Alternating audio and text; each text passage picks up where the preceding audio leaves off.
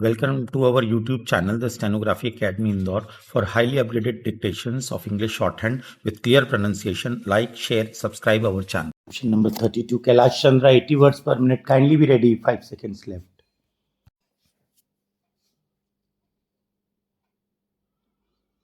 Mr. Vice Chairman, knowing the honorable mover of this resolution to be a good parliamentarian, I had expected that he would place before the House all sides of this problem.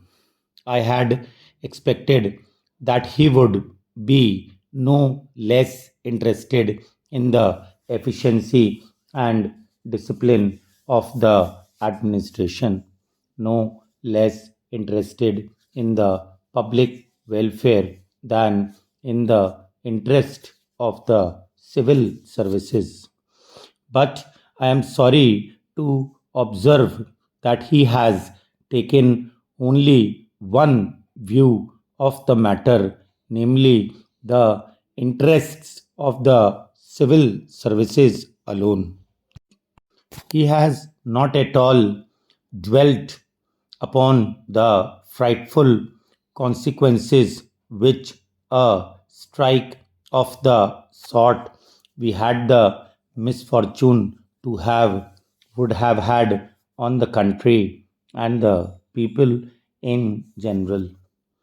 He has spoken, no doubt, in measured tones, unlike the honorable member who sat to his right in the morning and who raised a shout wanting to make up by sound what his arguments lacked in force.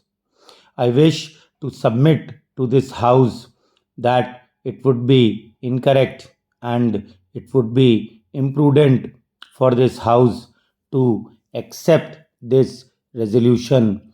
It would be incorrect because by accepting this resolution, we would be laying down something bad in principle, and we would also be accepting a policy which would be suicidal and which would be cut at the roots of discipline in the services.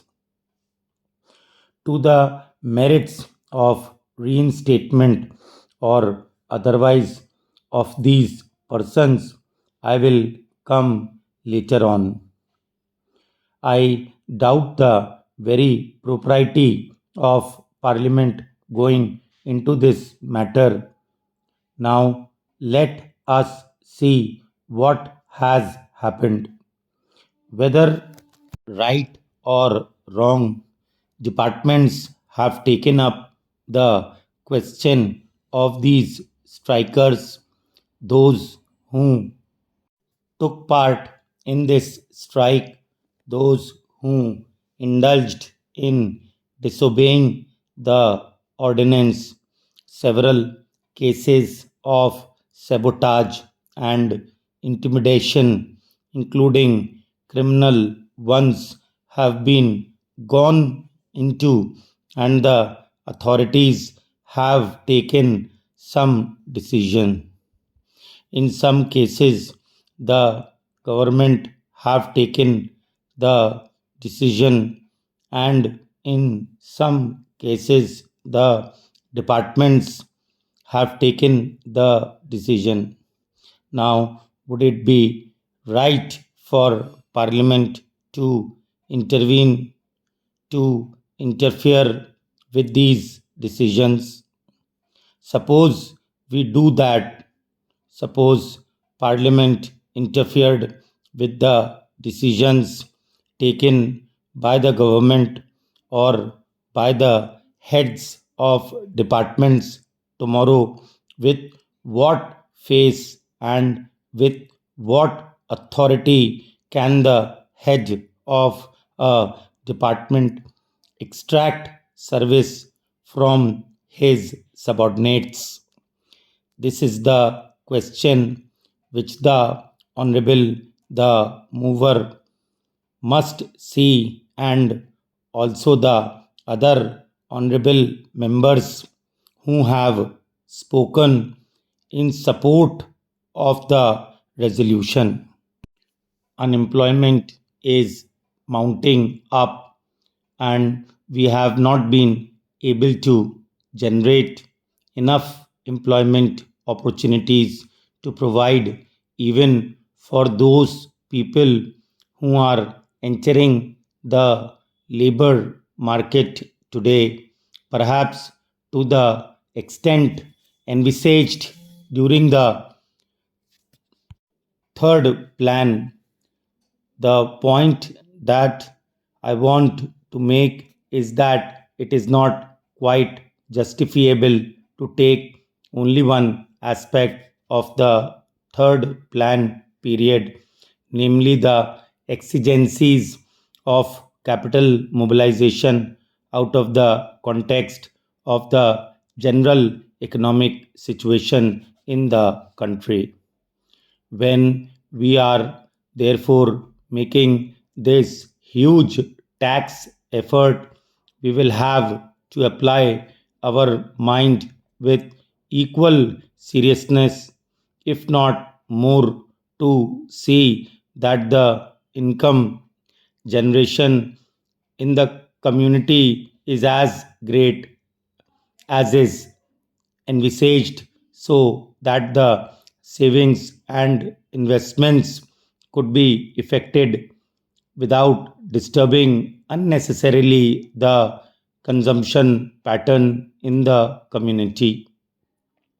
Whenever there is any tax on corporations, this cry is raised, and this cry is always bellied by what the industrialists themselves have claimed to be the sensitive barometer to find out the climate for capital formation. I mean the stock exchanges. This time, the stock exchanges have reacted quite favorably to the budget proposals as a whole, which clearly shows that whatever else may be the merit of the present budget proposals, it is certainly not anti capital. Last year, also, the stock markets boomed up after the taxation proposals were announced.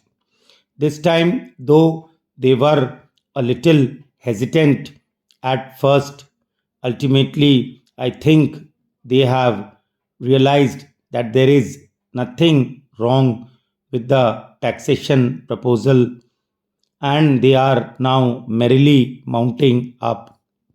This is quite natural because there are so many benefits and advantages in our economy today that it is not difficult for the corporate sector to absorb a small rise of 5% in the corporation tax, which has been proposed by the Honorable Finance Minister.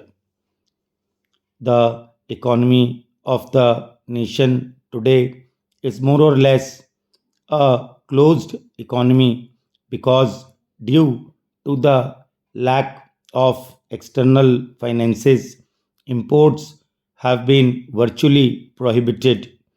There is a lot of planning in the country which makes risk bearing rather unlikely, and because of the regulation of the economy, internal competition is also not very great. The risk bearing capacity, which is claimed by the industrialists, really forgetting large profits and large yields on their investment, is almost non existent in our economy today. Our markets are expanding very fast, and the money generated is much more than the production of commodities, with the result that there are shortages is almost every commodity. It should not be difficult for the industrialists to absorb the small rise of 5% in the corporate tax.